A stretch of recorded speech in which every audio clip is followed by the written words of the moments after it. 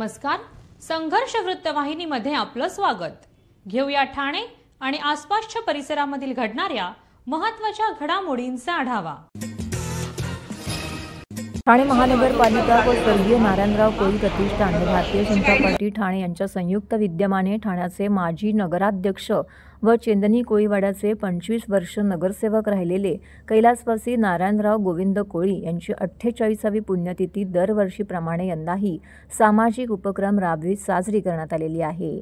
स्वर्गीय नारायणराव कोळी चौक, चेंदनी कोळीवाडा, ठाणे पूर्व, राऊत शाळा या ठिकाणी विविध प्रकारचे उपक्रम राबवण्यात आले। स्वर्गीय नारायणराव कोळी यांच्या आठवणींना या ठिकाणी उजाळा देखील देण्यात आलेला आहे। त्याचबरोबर राऊत शाळेमध्ये विविध प्रकारच्या सामाजिक कार्यक्रमांचं आयोजन करण्यात आलेलं होतं।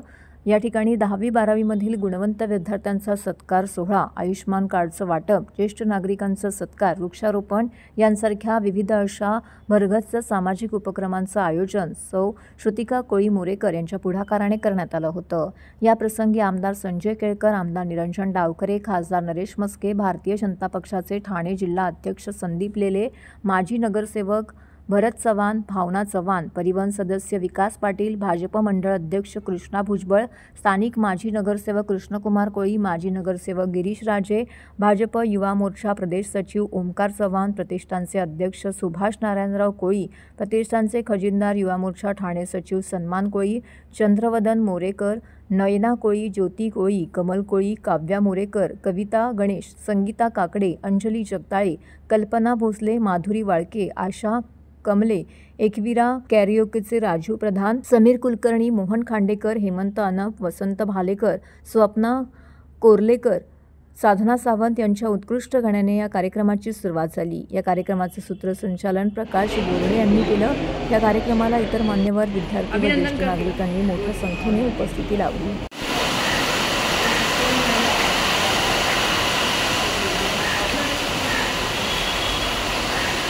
आज नारायण कोळी प्रतिष्ठानच्या माध्यमातून 48वी पुण्यतिथी आपण म्हणत असताना स्वर्गीय नारायण कोळीची त्यांची नात श्रुतिका कोळी व माजी नगरसेवक सुभाष कोळी यांचे वडील, आमचे मंडळ अध्यक्ष कृष्णा भुजबळ, भावना चव्हाण ताई आणि ह्यांची श्रुतिका कोळीची जी टीम यांच्या माध्यमातून हे आधार कार्ड आणि 10वी-12वीच्या मुलांचं उत्तीर्ण झालं, या सर्वांना एक बक्षीस आणि एक चांगलं मनोबल वाढवण्यासाठी, त्यांना प्रोत्साहन देण्यासाठी एक चांगला कार्यक्रम आपण आयोजित करत असताना मी बघितलं श्रुतिका कोळीचा कार्यक्रम हा दरवर्षी सालाबादप्रमाणे हे कार्यक्रम घेत असते। आणि त्यामध्ये आमचे आत्ताच जी केळकर साहेब, आमचे लोकनेते निरंजन डावकर साहेब आत्ता येऊन गेले, आमचे अध्यक्ष संदीपजी लेले यांच्या माध्यमातून त्यांना प्रोत्साहन दिलं जातं आणि ह्या कार्यक्रमाची शोभा वाढण्याचं काम आपल्या कोपरीकर करत असतात। त्याबद्दल मी सर्वांचे आभार व्यक्त करतो आणि असेच आपण कार्यक्रम घेत राहा ही मी श्रुतिका कोळीला शुभेच्छा देतो। आज स्वर्गीय नारायणराव कोळी प्रतिष्ठानतर्फे स्वर्गीय नारायणराव कोळी यांची 48वी पुण्यतिथी आपण इथे साजरी करतो का हा साजरी बोलते कारण आपण सामाजिक उपक्रमांनी हा कार्यक्रम दरवर्षी घेत असतो। आपले जे ठाणे शहराचे लोकप्रिय आमदार आहेत संजय केळकर साहेब, तसेच आमचे दादा बंधू निरंजनजी डावखरे साहेब हे पण इथे उपस्थित असतात। तसेच अनेक नेते मंडळी इथे उपस्थित असतात आणि त्यांच्या हस्ते हा कार्यक्रम पार पडतो। आज आपण इथे 10वी-12वी मुलांचे सत्कार, तसंच आयुष्मान, आपण अनेक योजना घेत असतो, त्याचे उपक्रम घेत असतो, त्या अनुषंगाने आयुष्मान कार्ड याचं वाटप आपण इथे ठेवलेलं आहे आणि ज्येष्ठ नागरिक यांचा सत्कार ठेवलेला। तर या आपण सगळ्या हे कार्यक्रम आपण दरवर्षी इथे त्यांच्या आठवणीने, आणि मला असं वाटतं की ते कुठेतरी मला प्रेरित करतात, त्यांचं कुठलं तरी काम म्हणजे लोकांचं आपण देणं लागतो या अनुषंगाने। तर हा उपक्रम आपण दरवर्षी सगळ्या सामाजिक उपक्रमांनी घेत असतो। धन्यवाद। आज स्वर्गीय नारायणराव कोळी यांची 48 पुण्यतिथी आम्ही दरवर्षीप्रमाणे साजरी करत आहोत। या सामाजिक उपक्रमामध्ये त्यांच्या एक आठवण म्हणून दरवर्षी 10वी-12वीच्या पास झालेल्या विद्यार्थ्यांना एक भेटवस्तू, वृक्षारोपण असे अनेक कार्यक्रम आम्ही 48 वर्षात या ठिकाणी केलेले आहेत। आणि रौप्य महोत्सव आणि त्यांचा 25वा रौप्य महोत्सव ह्या 25 वर्ष असून हे 25 आणि 26 या निमित्त आम्ही बरेचसे सामाजिक उपक्रम या वर्षभरात राबवत आहोत आणि त्यांच्या या प्रोत्साहनामुळे आम्हाला दरवर्षी कार्यक्रम करायला प्रोत्साहन मिळतं. हेच मी या ठिकाणी सर्वांना सांगू इच्छितो. सर्व नागरिकांना आवाहन करण्यात येत आहे की सध्या डासांमार्फत पसरणाऱ्या डेंग्यू या आजाराचा प्रसार रोखण्यासाठी प्रत्येकाने पुढीलप्रमाणे कार्यवाही करावी. डेंग्यू आजार एडिस इजिप्ती हा डास चावल्याने होतो. या डासांची पैदास साचलेल्या किंवा साचवलेल्या स्वच्छ पाण्यामध्ये होते. 8 दिवसांपेक्षा जास्त दिवस पाणी उघडे व साचून राहिल्यास त्यात डास अंडी घालतात.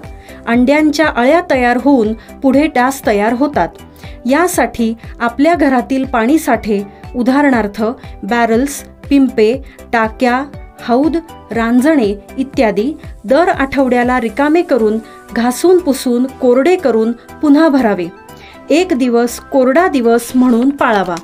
पाणी साठ्यांना घट्ट झाकणे बसवावीत किंवा जुनी साडी, चादर, धोतर यांनी बांधून झाकून ठेवावीत, म्हणजे डास त्यात जाऊन अंडी घालणार नाहीत. घराच्या गच्चीवर, आजूबाजूला, अंगणात कोठेही पाणी साचू देऊ नये.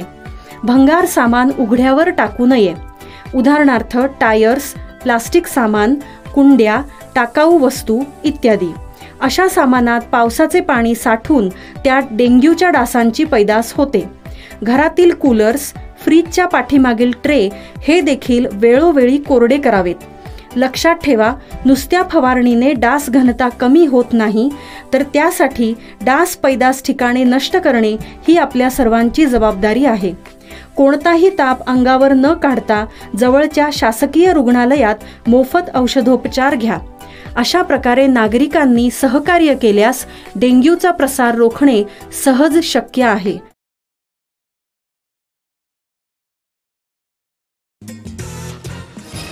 ठाण्यातील रस्त्यांवर खड्ड्यांचं साम्राज्य पसरल्याने नागरिकांना व वाहन चालकांना प्रचंड वाहतूक कोंडीचा त्रास सहन करावा लागत आहे. याबाबत महापालिका प्रशासनाचं लक्ष वेधण्याकरिता ठाणे शहर काँग्रेस कमिटीच्या वतीने ठाण्यात काँग्रेसचे शहर जिल्हा अध्यक्ष ॲडव्होकेट विक्रांत चव्हाण यांच्या पुढाकाराने काँग्रेसचे पदाधिकारी व कार्यकर्त्यांसमवेत खड्डे भरो आंदोलन करण्यात आलं. यावेळी काँग्रेसच्या पदाधिकाऱ्यांनी हातात घमेले, फावडे घेऊन श्रमदान करीत स्वखर्चाने ठिकठिकाणी रस्त्यांवरील खड्डे बुजवण्याचं काम केलंय.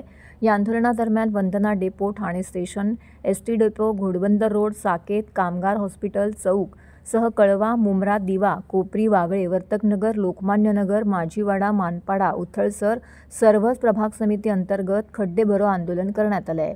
यामुळे प्रवाशांसह चालकांना तात्पुरता दिलासा मिळाला असला तरी प्रशासनाच्या उदासीन कारभाराविरोधात नागरिकांकडून संताप व्यक्त होत आहे.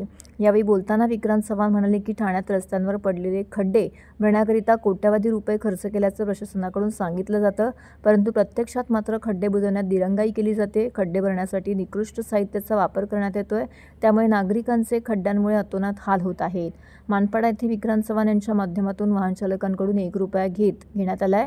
हे पैसे आता घेऊन प्रशासनाकडे खड्डे भरावेत अशी विनंती देखील केली आहे. अन्यथा नागरी हितासाठी आक्रमक होत आम्हाला रस्त्यावर उतरून आणखी तीव्र आंदोलन करावं लागेल असा इशारा देखील त्यांनी दिला आहे.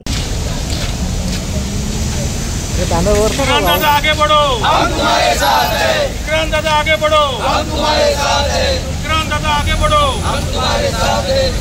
ठाणे काँग्रेस पक्षाचा विजय असो. ठाणे काँग्रेस पक्षाचा विजय असो. संपूर्ण ठाणे शहरामध्ये खड्ड्यांचं साम्राज्य झालेलं आहे, अनधिकृत बांधकामांचं साम्राज्य झालेलं आहे. एकीकडे आणाबाका देतात उपमुख्यमंत्री एकनाथराव शिंदे, मंत्री प्रताप सरनाईक की आम्ही महाराष्ट्राचा विकास करू, मुंबईचा विकास करू. मात्र ठाणे हे त्यांचं माहेरघर असताना या ठाण्यामध्ये जवळजवळ 7,000-8,000 कोटीची निधी यांनी मुख्यमंत्री पदावरती असताना आणलेली असताना सुद्धा आज जर या ठाण्यात खड्डे बुजवले जात नसतील किंवा खड्डे रस्त्यांना पडत असेल तर याच्यावरून दिसतं की यांचा किती प्रशासनावर अंकुश आहे, ठेकेदारांवर किती अंकुश आहे.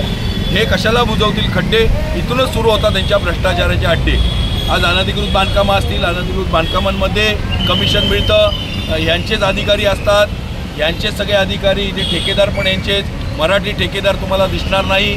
सगळा ठेकेदार हा गुजरात, मारवाडी, सिंधी, कर्नाटक इकडून तिकडून ठेकेदार आणलेले आहेत. मराठी माणसाचा ठेकेदारीचा जो हे होता तो लोप पावलेला आहे. धर्मवीर आनंदीगे साहेबांनी मराठी माणसाला काम दिलेलं होतं. हे फक्त मोदी भक्त रोज मोदीच्या पाया पडतात. तुम्ही बघाल सगळीकडे मोदीचे असतात, त्यांचं ठाण्याकडे दुर्लक्ष झालेलं आहे. सबका विकास गरीबों का विकास म्हणण्यापेक्षा ह्यांचा एकट्याचा विकास, ह्यांच्या गाड्या वाढत चालल्या आहेत, त्यांच्या बंगले वाढत चालले आहेत. ह्यांनी सगळीकडे खाजगीकरण आणलेलं आहे. बस डेपोचं पण खाजगीकरण परिवहन मंत्र्यांनी सध्या आणलेलं आहे. 40 बस डेपो खाजगीकरण करतात, विकायला काढलेत. संपूर्ण ठाणे यांनी विकायला काढलेत आणि म्हणून त्याचा निषेध नोंदवण्यासाठी आम्ही खड्डे भरो आंदोलन केलेलं आहे. यापुढे आम्ही भीक मागो आंदोलन करणार आहोत. आणि आमच्या महाराष्ट्राचे अध्यक्ष माननीय सन्माननीय हर्षवर्धन सकपाळ साहेब यांच्या मार्गदर्शनाखाली व ठाणे शहर जिल्हा अध्यक्ष विक्रांतजी चव्हाण साहेब यांच्या अध्यक्षतेखाली आज या ठिकाणी आम्ही खड्डे भरो आंदोलन या ठिकाणी करीत आहोत. असे अनेक प्रकार महानगरपालिकेचे आहेत की जे अनलिगली बांधकामं असतील, घनकचऱ्याचा प्रश्न असेल किंवा अनेक प्रकारे या महानगरपालिकेला करूनसुद्धा महानगरपालिका कुठल्याही प्रकारे लक्ष घालत नाही. या रोडनी अनेक मान्यवर या ठिकाणी मंत्री आमदार खासदार जात असून कोणाचंही या खड्ड्याकडे लक्ष नसून आज आम्ही काँग्रेस पक्षाच्या वतीने या ठिकाणी हे शासनाचं लक्ष वेधण्यासाठी आम्ही या ठिकाणी हे खड्डा भरो आंदोलन केलेलं आहे. आणि जर या लोकांनी जर महानगरपालिकेने लक्ष नाही घातलं तर ह्याच्या पुढेही आम्ही तीव्र आंदोलन करू. आषाढी एकादशी निमित्त ठाण्यातील कोविड महामारीमध्ये जनसेवा करत आरोग्यदूत ठरलेले डॉक्टर अमोलजी गीते यांचा आषाढी एकादशीचे औचित्य साधून सन्मान केला गेला. राष्ट्रवादी काँग्रेस शरद पवार पक्षाचे सुभाषनगर वॉर्ड अध्यक्ष सुभाष आंग्रे यांच्या पुढाकाराने व शुभहस्ते तुळशीहार घालून पंढरपूरहून आणलेली व पांडुरंगाच्या चरणी स्पर्श केलेली वीणा देत भक्तिपूर्ण वातावरणामध्ये विशेष सन्मान करण्यात आला. यावेळी राष्ट्रवादी काँग्रेस शरद पवार पक्षाचे युवक अध्यक्ष सचिन शेळके, राजेश घोलप, अक्षय कालेकर, गीतेश कदम उपस्थित होते. तसेच यावेळी शिवसेना शिंदे गटाचे माजी नगरसेवक एकनाथ भोईर हे देखील उपस्थित होते. यावेळी डॉक्टर अमोल गीते यांच्या धर्मपत्नी व सिद्धिविनायक हॉस्पिटलचा स्टाफही उपस्थित होता.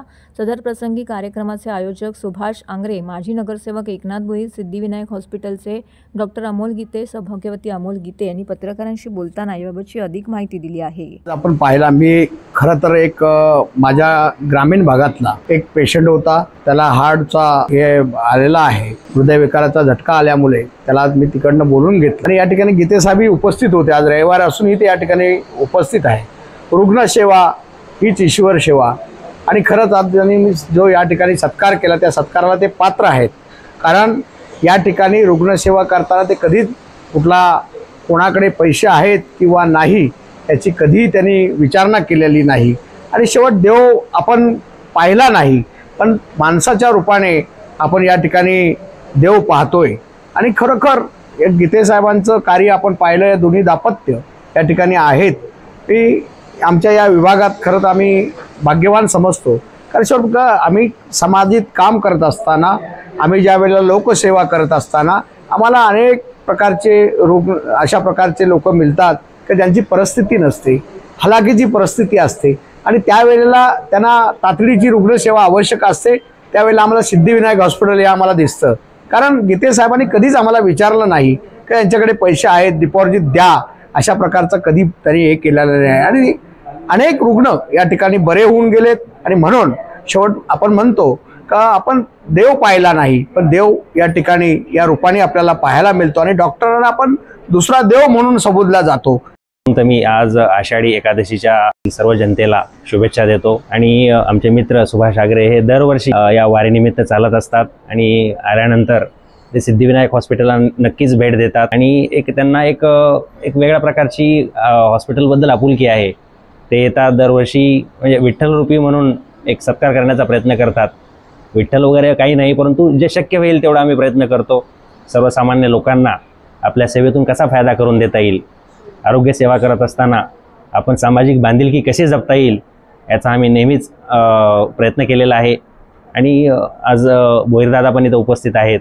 या परिसरातील नागरिकांसाठी सिद्धिविनायक हॉस्पिटल हे वरदान ठरत चाललेलं आहे. कारण की आरोग्य शिबिर असतील, हृदयाच्या शस्त्रक्रिया असतील, लहान मुलांच्या हृदयाच्या शस्त्रक्रिया असतील, अशा प्रकारचे विविध सामाजिक उपक्रम आपल्या हॉस्पिटलच्या माध्यमातून आपण गेल्या 10 वर्षापासून राबवत आहोत. ठाणे शहरामध्ये असं गरिबांचा देव विठ्ठल आज आषाढी एकादशी आहे, तर दरवर्षी मी वारीला पण जातो, पण माझा विठ्ठल इथे आहे गीते साहेब. कारण की माझ्या प्रभागामध्ये गोरगरीब महिला राहतात, घरकाम करतात आणि बरेचसे गरीब पेशंटला मी इकडे घेऊन येतो. पण साहेब अगदी माफक दरामध्ये आणि मोफत म्हटलं तरी हरकत नाही त्यांचा उपचार साहेब करतात. आणि कोविडच्या काळामध्ये सुद्धा साहेबांचं फार मोठं काम आहे. आता माझ्या घरामध्ये एक प्रसंग घडला. माझ्या वडिलांचं 85 वय आहे आणि मी काश्मीरला होतो. माझ्या वडिलांचं ऑपरेशन झालं, पण डॉक्टरांनी सांगितलं की तुम्ही काळजी करू नका, मी सगळं त्यांची इथे काळजी घेईल. म्हणून माझा विठ्ठल इथे आहे. मग दरवर्षी आम्ही माझे सहकारी येऊन डॉक्टरांचा सत्कार करतो आणि त्यांच्याकडून अशीच रुग्णसेवा घडो गोरगरिबांची, आणि ती करतच राहतील. कारण हे दाम्पत्य नेहमी ह्या सेवेला वाहून घेतलेलं आहे. सर्वप्रथम सगळ्यांना आषाढी एकादशीच्या शुभेच्छा. आणि यापेक्षा समाधान कोणतंही असू शकत नाही की ज्यांच्या हातातून सेवा घडतीये त्या माणसाशी आपण त्यांच्याशी जोडले गेलेले आहोत आणि त्यांच्या सेवेमुळे आपल्याला एक मान मिळतो. तो एक अनुभव वेगळा असतो. त्यामुळे सगळ्यांना आषाढी एकादशीच्या शुभेच्छा. कारेगाव परिसरातील प्रभाग क्रमांक 9 मधील तलाव येथे स्वर्गीय काशीनाथ राघव पाटील आणि स्वर्गीय सयाबाई काशीनाथ पाटील यांच्या स्मरणार्थ व माजी नगरसेवक उमेश पाटील यांच्या वतीने पारसिक नगर सह्याद्री खारेगाव परिसरातील ज्येष्ठ नागरिकांना गेल्या 22 वर्षापासून मोफत छत्र्या वाटप करण्यात येत आहे. यावर्षी आयोजित केलेल्या कार्यक्रमाचा या भागातील जवळपास 1000 ते 1500 ज्येष्ठ नागरिकांनी या उपक्रमाचा लाभ घेतला. या प्रसंगी शिवसेना उपनेते दशरथ पाटील, कल्याण जिल्हाप्रमुख गोपाळ लांडगे, माजी नगरसेवक उमेश पाटील, माजी नगरसेवक श्याम पाटील, कळवा शहर प्रमुख नरेंद्र शिंदे, साणे गुरुजी वाचनालयाचे अध्यक्ष गजानन पवार, समाजसेवक रमेश पाटील, सिकंदर केनी, कळवा उपशहर प्रमुख राकेश पाटील, पारसिक नगर शाखा प्रमुख निनाद बोराडे, नंदकुमार सुर्वे, गणेश परब, विजय वाघ, पूनम पाटील, प्रशांत पाटील, प्रफुल्ल म्हात्रे, कुणाल म्हात्रे, युवा सेना जय पाटील, दुर्गेश चाळके, विक्रांत पारकर, महिला विभाग संघटक अर्चना पाटील, शाखा संघटिका निर्मला कदम, उपशाखा संघटक रेखा रहाटे, उपशाखा संघटक स्मिता आयरे, उपशाखा संघटक प्रियांका बरम, साणे गुरुजी कट्ट्याचे अध्यक्ष प्रकाश परब, गणेश मंदिर ज्येष्ठ नागरिक संघटनेचे अध्यक्ष यशवंत विचारे, माऊली मंदिरचे चिरंदरकर ज्येष्ठ नागरिक वर्ग मोठ्या संख्येने येथे उपस्थित होते. छत्रीवरती चेहरा दिसला पाहिजे. छत्रीवरती छत्रीवरती घ्या काकी, इकडे समोर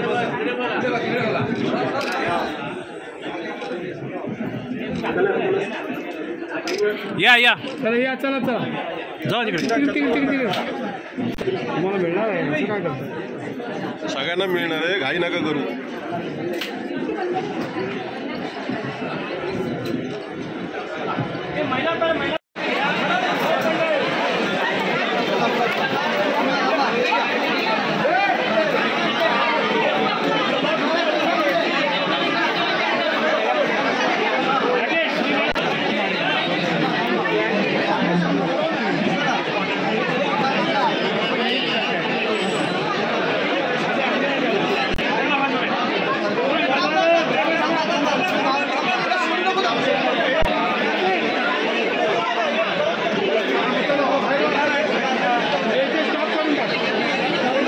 स्वर्गीय माझे वडील काशीनाथ राघव पाटील, माझी आई स्वर्गीय सयाबाई काशीनाथ पाटील यांच्या स्मरणार्थ खरे आम्ही छत्री वाटप केला जातो.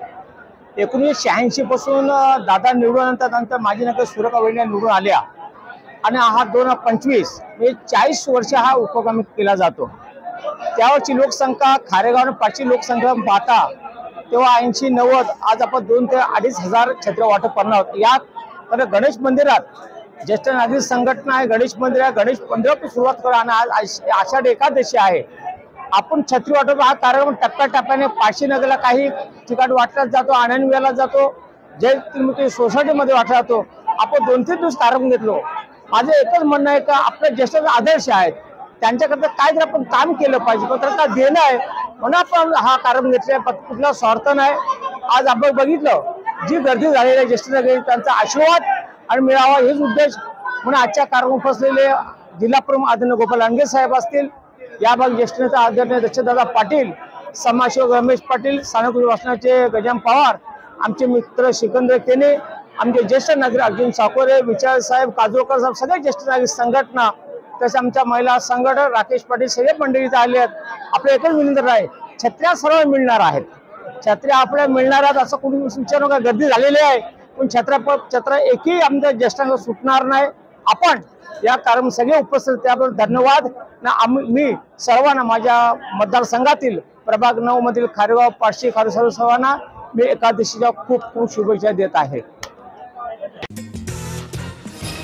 तसेच माननीय आमदार वारंवार कर्मचाऱ्यांच्या विविध अडचणीबाबत सतत पाठपुरावा करत असतात. यामध्ये वाहतूक भत्त्याचा फरक, 7व्या वेतन आयोगाचे पहिला, दुसरा, तिसरा हप्त्याचे फरक, तसेच विशेषतः 2016 नंतरच्या कर्मचाऱ्यांचा 6व्या वेतन आयोगाच्या फरकाचे हप्ते, 5 वर्ष रखडलेली ड वर्ग पदोन्नती तात्काळ करणे, PF DCPFच्या पावत्या देणे, 10, 20, 30 आश्वासित प्रगती योजना लागू करणे, वारसा अनुकंपाच्या नियुक्ती देणे, ANM प्रसारिका पदाची पदोन्नती, तसेच वेतन त्रुटी, कंत्राटी कर्मचाऱ्यांना सेवेत कायम करणे, या व अशा अनेक कर्मचाऱ्यांना अडचणींचे निराकार आमदार केळकर यांच्या माध्यमातून होत असल्याने कर्मचाऱ्यांमध्ये आनंदाचं वातावरण निर्माण झालेले आहे.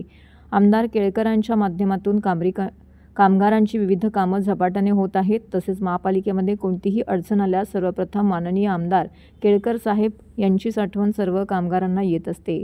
ज्यांचं कोणी नाही त्यांचे आमदार संजय केळकर आहेत, अशी भावना कष्टकरी कामगारांची उपस्थितांची होती. यावेळी कामगार प्रतिनिधी दत्ता गुगे, अजित मोरे, सुधाकर शिंदे, हरिश्चंद्र देशमुख, अजित नागरे, शैला नाईक, किशोर गायकवाड, वनिता हंडे, वंदना फड, संतोष लटपटे, स्नेहा धुरी इत्यादी कर्मचारी प्रतिनिधी यांनी आमदार केळकर यांचे आभार मानले.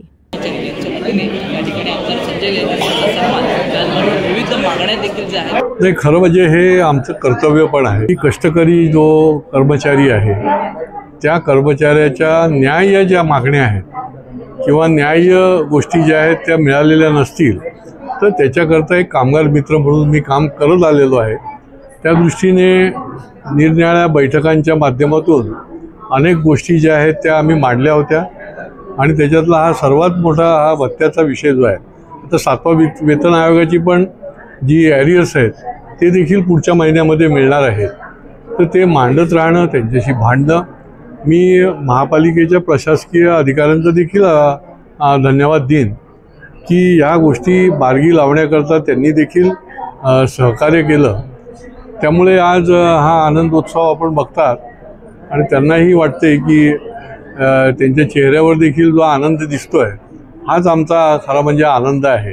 आणि कामगार मित्र म्हणून पुढच्या काळामध्ये देखील त्यांच्या पाठीशी निश्चितपणे मी उभा राहील. नाही, याच्या मधल्या काळामध्ये यांनी ज्या मागण्या केलेल्या आहेत त्या आयुक्तांच्या पण उपस्थितीमध्ये जेव्हा बैठक झाली त्यावेळेला या गोष्टी ज्या आहेत त्या त्यांच्यासमोर आपण मांडलेल्या आहेत, चर्चा पण केलेली आहे.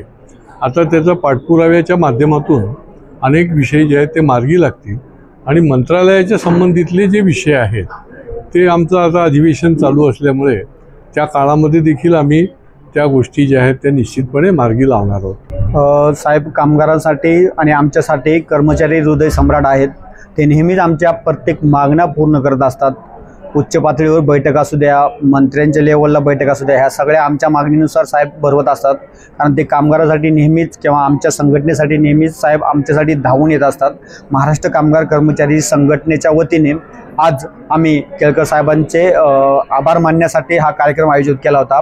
गेल्या 1 तारखेला महानगरपालिकेच्या 5,500 कर्मचाऱ्यांच्या खात्यामध्ये 60,000 रुपये जमा झालेले आहेत आणि साहेबांनी आम्हाला विश्वास दिला आहे की येत्या 1 महिन्याच्या आत तुम्हाला आणखी वाहतूक 7व्या वेतन आयोगाचा 3ऱ्या हप्त्याचा फरक ते पण मिळवून देणार आहे असा शब्द दिला आहे वरिष्ठ अधिकाऱ्यांनी. तसं त्यांना सूचना पण दिल्या आहेत की हो साहेब आम्ही हे सगळं करतोय आणि तो आनंद उत्सव सगळा आज साजरा करण्यासाठी आम्ही सगळे जमलेलो आहोत. आमच्या संघटनेच्या वतीने हा कार्यक्रम आजचा आयोजित केला होता.